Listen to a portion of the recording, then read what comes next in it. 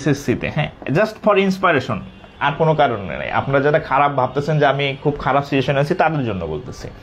আমি যখন ইন্টারমিডিয়েটে পড়ি, যে ছোটো মানুষ, তখন টিউশনি শুরু করি নাই আমি। তো আমি ঈদে হচ্ছে একটা পাঞ্জাবি কিনবো, পাঞ্জাবির দাম হচ্ছে 800 টাকা, হ্যাঁ, পাঞ্জাবির দাম 800 টাকা। তো আমার 2 বন্ধু কিনলো পাঞ্জাবি, হ্যাঁ, 2 বন্ধু 800 টাকা করে পাঞ্জাবি কিনলো।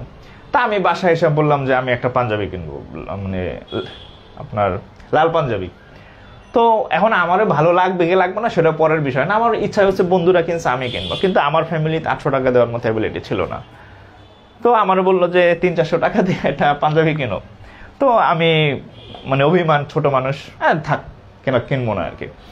তো ওই ইয়াগুলো এখন মনে পড়ে, হ্যাঁ, মানে ওই কষ্টের দিনগুলো এখন মনে পড়ে আর কি, ঠিক আছে।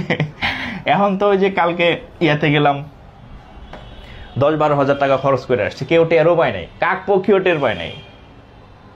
ইনকাম করতেছি, খরচ করতেছি, কিন্তু ওই যে 800 টাকার মানে ওই সময়টা কিন্তু আমার এখনো মনে আছে, ঠিক আছে। সো হচ্ছে আপনাদেরকে বলবো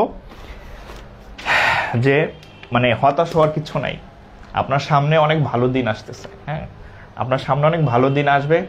জাস্ট এই পিরিয়ডটা হচ্ছে পার করেন, সামহাউ এই পিরিয়ডটা পার করেন, দেখবেন যে ভালো থাকবেন আর কি, ঠিক আছে।